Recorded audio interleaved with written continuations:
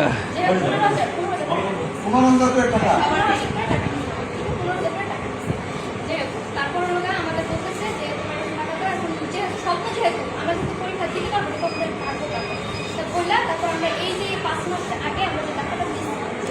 পরে আমরা টাকা দেওয়ার পর আমরা যে প্রাইভেট করছি যে মাসে মাসে টাকা দিচ্ছি আমরা তো আশা নিয়ে করছি না যে আমরা পরীক্ষা দিব আমরা রেজাল্ট করবো বাবা মার খুশি হবে আত্মীয় স্বজনরা সবাই টাকা দিয়েছে আমাদের রেজাল্ট দেখার যে আগে করে এখন যে আজকে কয়টা দিন থেকে যে পরীক্ষা আছে একদিন কিন্তু আমাদের এখন 8 মিনিট এখন 80 মিনিট দেয় আমাদের শুধু দেয় নেই আমাদের শুধু ঘুরে গেছে বলতেছে রবিবার শুধু ঘুরে গেছে আমাদের বলতে গেছে না যে ঠিক টাইম একটা দিতেছে না দিতে আসলে বলতেছে আমরা কি করবো বলেন আর একটা দিন আসলে মধ্যে আমরা অনেক আশা দিয়ে পড়াশোনা করছি আসলে ঘটনা আছে কি তোমরা হলো বাঁকা পথে চলে গেছো তোমাদের হেড স্যার এই জিনিসটা বসো এই জিনিসটা তো তোমরা করছো তোমরা তো বাঁকা পথে হেঁটে করছো তোমরা ফেল করছো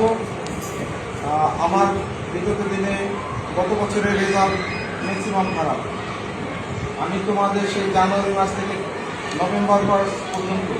আমি বলছি তোমরা কিন্তু টেস্টে অ্যালাউ না হবে না আমি দেবো না এটা গভর্নমেন্ট রুল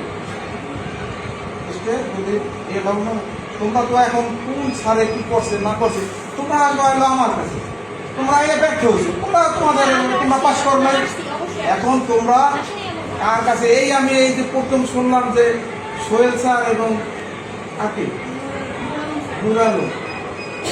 টাকা ধরছে নুরালো টাকা ধরছে এই শুনলাম এই সাংবাদিক ভাইরা আমার কাছে বলবে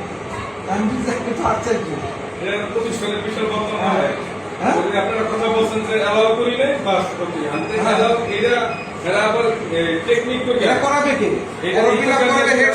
জিনিসটা কোথায় তারা আজকে গার্জিয়ানরা আজকে মেয়েদের এদের কি অবস্থা হয় এদের ভবিষ্যৎ এটা তো সাবজেক্টের উপরে কথা বলে তো যে টাকা পয়সা দিয়া ই করছে আবার প্রাইভেট পড়ছে ওই সাবজেক্ট নিয়ে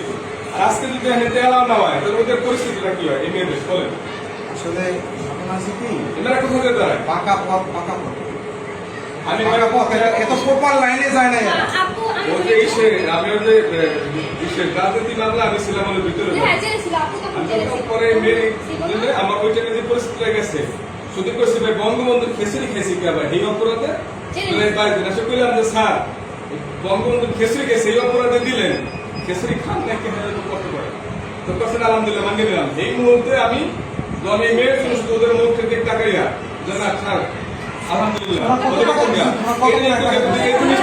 তোমরা যেহেতু অভিযোগ দিছো যেহেতু আমার এখানে স্টক আর আমি তো আমার কাছে দিবে আমি তো এগুলো নেবো না যারা ওরা জানে আমার ব্যাপারটা আমি ওদের অনেক আগে থেকেই 7-8 মাস আমি বলছি যে ওদের কাছে গেছি আমি প্র্যাকটিক্যাল ওদের কাছে গেছি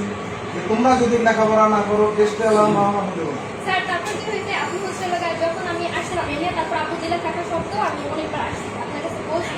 আপনি আমার রেজাল্ট দেখছেন দেখার পর বলছেন কি যে তুমি হচ্ছে দুইটা মিলে আপনি বলছেন তুমি একটা চলে গেছো কিন্তু আরেকটা তুমি নিচে পড়তে কিন্তু টাইম শেষ হয়ে গেছে এর জন্য আপনি নিতে চান না আমার টাইম শেষ আমি আমার তো টার্গেট আছে শোনো আমাদের একটা টার্গেট আছে যেমন যদি 3-4-এর মধ্যে 4 নাম্বারে 5 নাম্বারে যদি একটা থাকে তখন ও কিন্তু মনে করো 33-এ পাস এখানে যদি 25-26-27-এ পায় সে কিন্তু এই 3 মাস পড়াশোনা করলে আমি একটা কমিটি করছি সেটা 3-4 নাম্বারে যারা শর্ট পাইছে আমি নিয়ে নিচ্ছি আর তোমরা তো অনেক পিছনে আমি যারা পিছনে থাকা আমি কলেজ নেই আমি নেবো কেন আমার রেজাল্ট খারাপ হলে আমি তো আমাকে গভর্নমেন্ট থেকে চাপ আছে আমি করছি সরকারি আইন মোতাবেক তোমরা যে এই যে গোপনে টাকাগুলো আমার শিক্ষক শোনো ঠিক আছে তোমাদের অভিযোগটা ঠিক আছে আমার শিক্ষক কেন করলো এই আমি জানলাম এখন তো আমার মানে তাদের আমি ডাকবো কিভাবে এই 2 নম্বরের জিনিসটা করলো সেটা আমি বলবো তোমরা কজন আছে এই লিস্ট দাও এবং কত করে টাকা দিচ্ছ এটা আমার কাছে লিস্ট দাও আমি দেখি ওদের ব্যাপারটা আমি দেখবো